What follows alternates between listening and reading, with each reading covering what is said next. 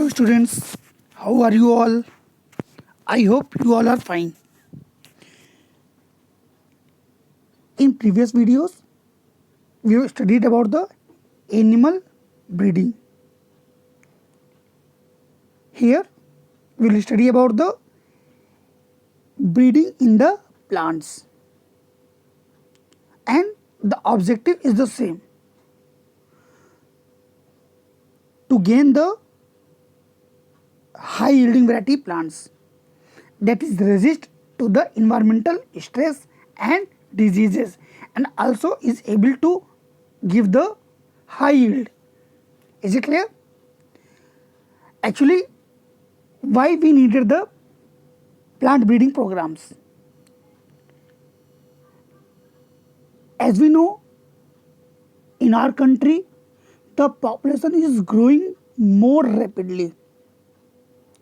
In comparison to the population, the agricultural field is going to be contracted. It means the cultivated land area is the continuously decreasing. So the biggest task for the scientist to fulfill the energy demand of the organism. Is it clear? So here we'll discuss how we can improve the plant variety for getting the more yield. So here the first step of the plant breeding program is the collection of variability. What it means? First we should know variability. हम थोड़ा सा चलेंगे Mendel's के rule में. आपने देखा था Mendel ने एक वर्ड दिया था एलील. Allele means character. जैसे एक मटर का पौधा था, उसमें कौन कौन से कैरेक्टर थे? तना लंबा था, फलियों का आकार, फ्लावर की क्वालिटी, फ्लावर का colour. Is it clear? Same all the alleles are called the variable. Is it clear? And what is the means of collection? अब जैसे हम डेली एग्जाम्पल में ले लें, हम कोई चीज़ कलेक्ट क्यों करते हैं? जो हमें अच्छा लगता है, अच्छा इन द सेंस जो हमारे नीड के लिए ज़रूरी है, हम उसको कलेक्ट करते हैं.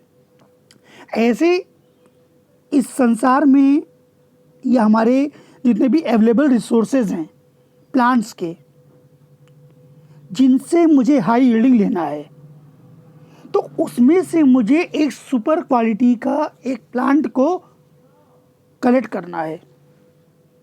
Is it clear? मान लो मुझे लगा कि कोई गेहूं है, कोई व्हीट प्लांट है, और उस व्हीट प्लांट में जो दाने हैं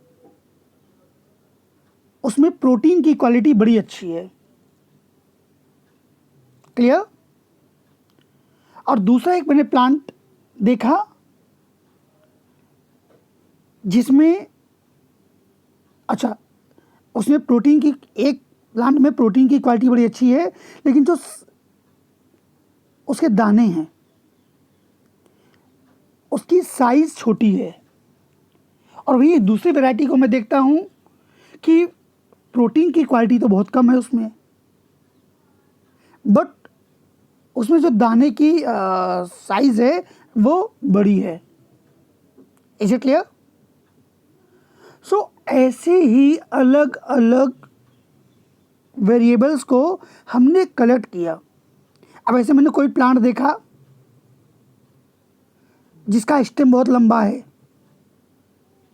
या कोई देखा कि जो फसल गेहूं की वो 4 महीने में ना होकर वो 3 महीने में हो जाती है, मतलब मुझे 3 महीने में वो प्रोडक्शन दे देगा. 1 महीने की मेरा जो इन्वेस्टमेंट है उससे वो बच जाएगा. Is it clear? So here in the collection of the variability we collect the variables from the different areas and it forms the germplasm or gene pool. Yeah, we can say that germplasm pool. Actually, and the process called the germplasm collection. Clear? और हम जानते हैं कि ये जो कोई भी crop होता है उसमें जितने भी जीन्स होते हैं उसके अलग अलग प्रकार वो जो उनकी जंगली जो वाइल्ड वेराइटीज़ होती हैं, जो वाइल्ड स्पीसीज होती हैं, उसमें सुरक्षित होता है। हमने क्लास 10 में पढ़ा था, इवोल्यूशन में देखा था कि आज जैसे जो फूल गोभी हम उगा रहे हैं वो कहीं ना कहीं किसी वाइल्ड वेराइटी से आया हुआ character. Is it clear? And in the second step we will evaluate the collecting variables. Evaluate means अब जैसे मैंने 5-6 कैरेक्टर्स को चूज कर लिया, अब मुझे से उनमें से क्या चाहिए, इज इट क्लियर? उसको इवेल्युएट करना कि वो जो मैंने कलेक्ट किया है वो कितना अच्छा है। Is it clear? It means it is carried out to identify the plants with the desirable combination of the characters. desirable character मतलब जो मुझे चाहिए कि उसमें मुझे प्रोटीन की क्वांटिटी चाहिए या फिर मुझे हाई यील्डिंग ओनली प्लांट चाहिए। Is it clear? अब जब मैंने इन प्लांट्स को कलेक्ट कर लिया, अब मुझे इसमें क्या कराना है? Pollination for getting the desired character. Is it clear?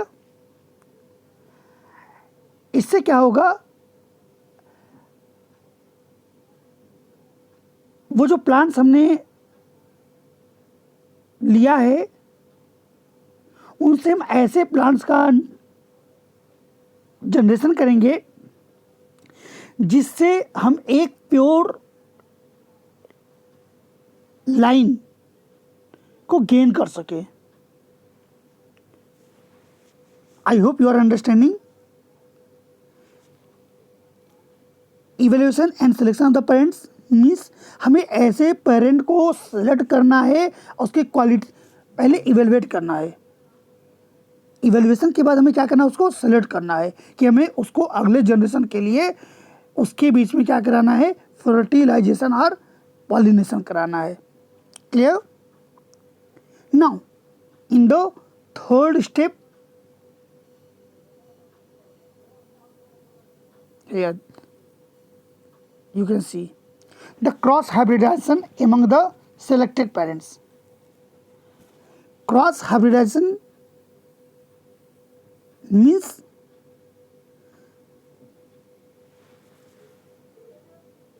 जैसे जो भी मैंने डिजायर्ड कैरेक्टर वाले प्लांट मुझे चाहिए तो उनके जो पेरेंट्स हैं उनके बीच मुझे क्या करना पड़ेगा? हाइब्रिडाइजेशन करना पड़ेगा। जैसे मैंने आपको बताया कि सपोज एक पेरेंट है जिसमें जो उसके जो सीड्स हैं उसमें हाई क्वांटिटी में प्रोटीन है, और एक दूसरा प्लांट है जिसमें सपोज वो प्लांट डिजीज रेजिस्टेंट है। एक में प्रोटीन की क्वालिटी अच्छी है, क्वांटिटी अच्छी है, और दूसरा प्लांट डिजीज रेजिस्टेंट है, मतलब वो जल्दी उसमें डिजीज नहीं होता। तो क्या हो कि अगर दोनों कॉम्बिनेशन मुझे एक ही प्लांट में मिल जाए, मतलब वो डिजीज रेजिस्टेंट भी हो और साथ साथ हाई प्रोटीन वैल्यू भी रखता हो। क्लियर? तो ऐसे हम क्या करेंगे? उन दोनों पेरेंट्स के बीच में क्या कराएंगे? पॉलिनेशन कराएंगे। क्लियर?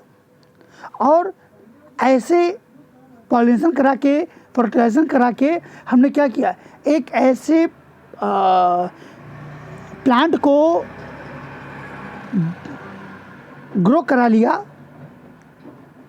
जिनमें दोनों पेरेंट्स के लक्षण हों। Is it clear? It means we will cross between the parent having the different characters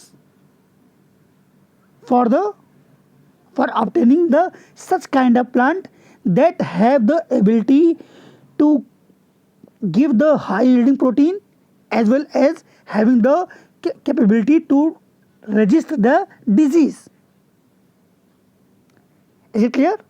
और ऐसे प्लांट्स को हम क्या कहते हैं? Hybrid vigour. क्लियर? क्या कहते हैं उसको? ऐसे प्लांट को कहते हैं हाइब्रिड विगर. तो हमने क्या क्या कर लिया? सबसे पहले वेरिएबल को कलेक्ट किया, देन उसको इवेल्युएट किया एंड सिलेक्ट किया. अब सिलेक्शन के बाद हमने क्या किया? उन पेरेंट्स के बीच में हमने क्रॉस हाइब्रिडाइजेशन करा दिया. क्लियर? अब फोर्थ में हम क्या करेंगे? Selection and testing of the super recombinants. अब मैंने तो हाइब्रिडाइजेशन करा दिया, अब वो डिजायर्ड रिजल्ट मुझे मिला या नहीं मिला. Is it clear? So first we select those plant and will test the superior recombinants. Is it clear? ऐसा क्यों होता है? इसमें हम उन्हीं प्लांट्स को सिर्फ चुनते हैं जो हमारे डिजायर्ड कैरेक्टर्स को गेन करते हैं और उन्हीं के सीड का यूज करते हैं. Is it clear? और इसके बाद जो है हम ऐसे प्लांट के बीच में कुछ जनरेशन तक, कई जनरेशन तक पॉलिनेशन करा के, सेल्फ पॉलिनेशन करा के हमने क्या किया? यील्ड लिया. Nearly 4 to 6 generation. क्योंकि मैंने आपको बताया था, क्योंकि 4 to 6 जनरेशन के बाद धीरे धीरे प्रोडक्टिविटी डाउन होती जाती है, क्योंकि प्योर लाइन कैरेक्टर्स धीरे धीरे उसमें आ जाते हैं और वो डिजीज़ के प्रति या किसी भी इन्वायरमेंटल स्ट्रेस के प्रति वो रजिस्ट नहीं हो पाता. क्लियर? तो हम 4 to 6 जनरेशन तक मुझसे यील्ड ले सकते हैं. फिर इसके बाद मुझे कुछ नई वैरायटी को यूज़ करना पड़ेगा. Clear? Now in the fifth step what we will do? Testing, release and commercialization of the new cultivators. Actually ये हम नहीं करते, समझिएगा. जो प्लांट ब्रीडिंग प्रोग्राम्स होते हैं वो कहीं रिसर्च एरिया में होता है, किसी लेबोरेटरी में होता है. Clear? They produces only the few quantity of the grains. Now अब मुझे उसको कॉमर्शलाइज करना है कि उस जो मैंने जो रिसर्च किया है प्लांट वैरायटी पे वो ज़्यादा से ज़्यादा लोगों के पास पहुँचे. क्योंकि मेरा मेन ऑब्जेक्टिव तो किसानों के लिए है ना, कि किसान हाई यील्ड लें. Now what we will do? In first step, we will evaluate, then test. Here we can see evaluation, testing and release in the market. Evaluation of the desired traits. अब इसमें होता क्या है? जो हमने नए lines को सिलेक्ट किया है, अब उनकी यील्डिंग के लिए हमें क्या करना है? इवेलुएट करना है. जैसे एक जो कोई भी गाड़ी की कंपनी होती है वो 1 या 2 बाइक बना दी और लेबोरेटरी में उसने टेस्ट कर लिया, बट क्या वो रोड पर या मार्केट में उसी तरह परफॉर्म करेगी? तो उसके परफॉर्मेंस के लिए हम क्या करते हैं? उसको इवेलुएट करते हैं. क्लियर?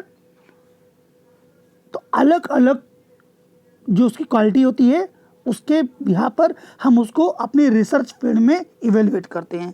अभी इवेलुएशन कहाँ होगा? Only in the research fields. Clear? और उनके जितने भी परफॉर्मेंस है उसको हम रिकॉर्ड करते हैं. इट मीन्स हमने इसमें कितना खाद दिया, कितना पानी दिया, ये कोई दवा दिया कि नहीं दिया, किस समय क्या प्रॉब्लम इसके अंदर आती है या इसकी क्या खासियत है. Is it clear? जब हम इवेलुएट कर चुके होते हैं, अब मेरा समय है टेस्टिंग करने का, अपने रिसर्च फील्ड से बाहर निकलने का. Clear? Here what we will do?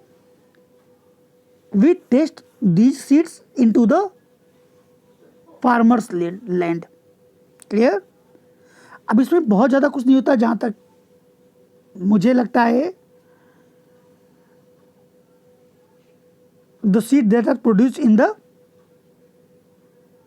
laboratory or in research area, those seed provided to the farmers, specially the big farmers.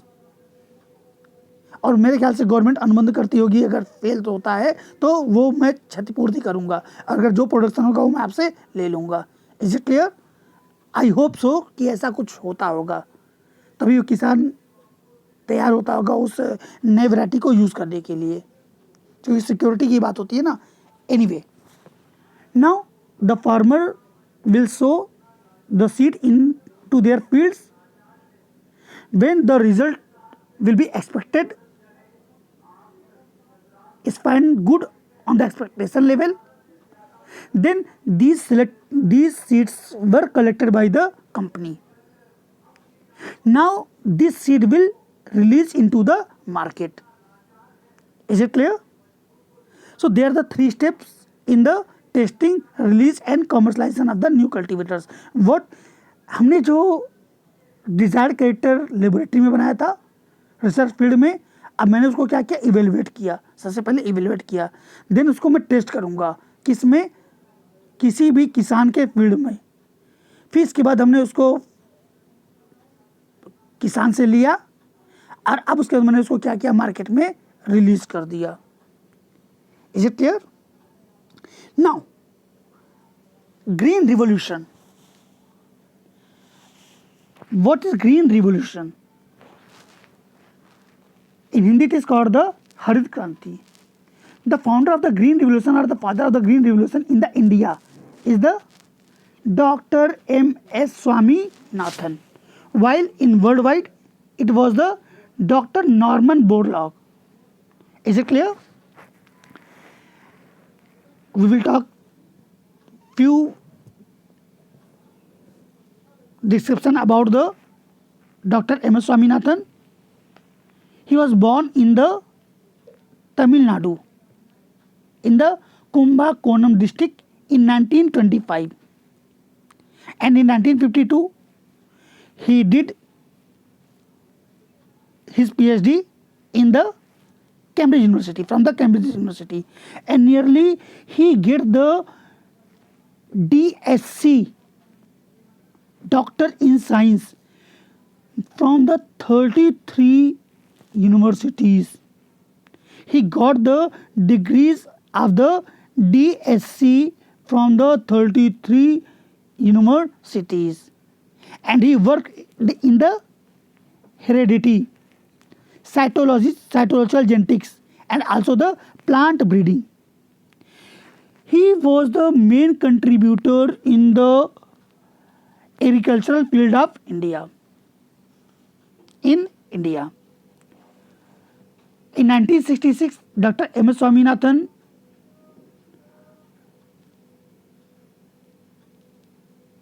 handled the Indian Agricultural Research Institute, New Delhi, as a director. Even after that, he indulged in the various research activities, especially related to the agriculture, and he always tried to enhance the production of crops. Laterly, in 1972, he became the director of the Indian Council of the Agricultural Research, and in 1982 he becomes the director of International Rice Research Institute. The main or important thing, in 1982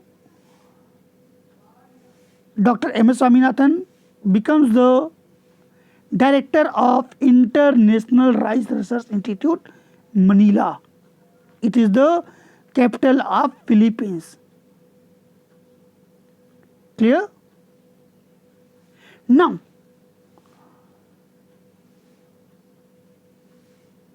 he studied the genetics and discovered a new variety of the wheat, that was the C571,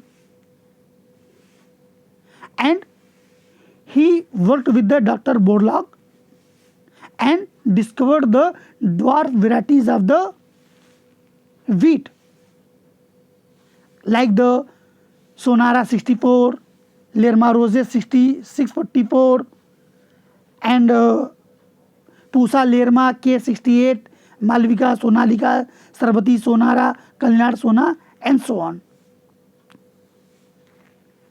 Now, what is the contribution of the Green Revolution in the grains?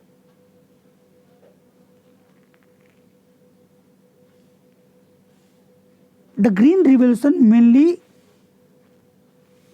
affected the production of wheat and rice, and apart of the wheat and rice, it is also contributed in the production of the sugarcane, millets, and maize. Now, wheat and rice, गेहूं और चावल की उपज के लिए क्या contribution रहा doctor Swaminathan का? The main contribution of enhancing the wheat and rice production is the dwarf variety of the plants. If we talk about the production of the grains, especially wheat and rice, since 1960 to 2000, it was nearly 11 million. But it enhanced 1962 to 2000, 75 million tons. While we will talk about the production of rice, it increases from 35 million ton to 89.5 million ton. And he developed the Norman Borlaug, developed the dwarf variety of the wheat, and after that discovered the resistant variety of the wheat that is called the Sonalika, Kalyan Sona in the India. The main and important question: what the Indian variety of the wheat is the Sonalika and Kalyan Sona. Now we'll talk about the rice variety. The International Rice Research Institute Philippines developed the variety of rice that is the IR8, while Taiwan developed a new variety of the rice that is the Taichung Native 1, and it was used in the India during 1966. Later on, the two varieties were discovered developed in the India, that is called the Jaya and Ratna. You can see here. And the Indian hybrid variety of the garden pea is the P1542.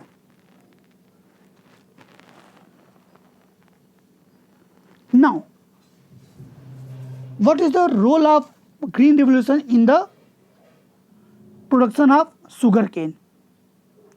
Actually, there are the two varieties of the sugarcane. One is the Saccharum barbary that was previously cultivated in the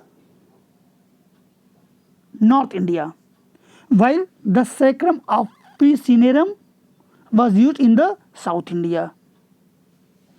But if we compare between the Saccharum barbary and Saccharum officinarum, the production of the Saccharum officinarum was more because its stem was thick. The production of the sugar is more, and also the resistant variety is more in the Saccharum officinarum. But later, both varieties were crossed with each other, and now this was used in the North India. That's why its production is increases in the North India. Now, millets means jowar. अगर देखा जाए तो जो भारत में, India में जो ज्वार और बाजरा का जो प्रोडक्शन किया गया है, जो डेवलपमेंट किया गया है, वो ड्रॉट रेजिस्टेंट है. आपने देखा होगा अभी आज से 4-5 साल पहले जब साइंटिस्ट ने, मतलब जो मौसम विज्ञानी थे, उन्होंने बोला कि इस बार पानी कम बरसेगा, तो प्रधानमंत्री जी ने आह्वान किया अगर पानी कम बरसेगा तो हम ऐसे प्लांट्स को ग्रो करें, ऐसे क्रॉप्स को प्रोड्यूस करें जो ड्रॉट रेजिस्टेंट हों, जैसे मिलेट्स. दूसरा, इनका जो कैपेसिटी थी वो हाई प्रोडक्शन वाली थी. Is it clear? Here the fourth one is the, even this was not mention in the copy, the production of the मेज. हमारे देश में मक्का का उत्पादन होता था लेकिन बहुत ज़्यादा नहीं होता था. आज भी मक्का के उत्पादन में सबसे ज़्यादा है America.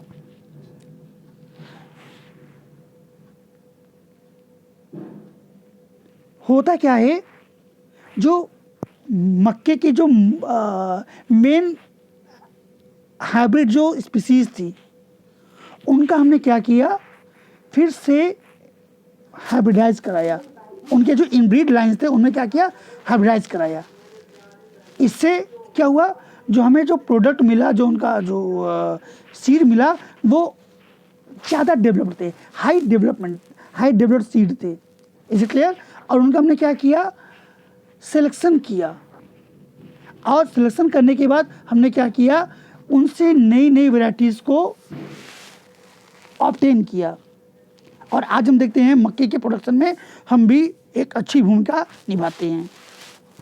So here we can see the plant breeding programmes helps in India for the production of the grains as well as the sugar canes. Is it clear?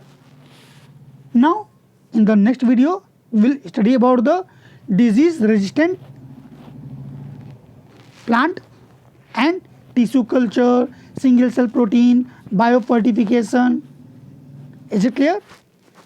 Thank you class. We will meet again tomorrow.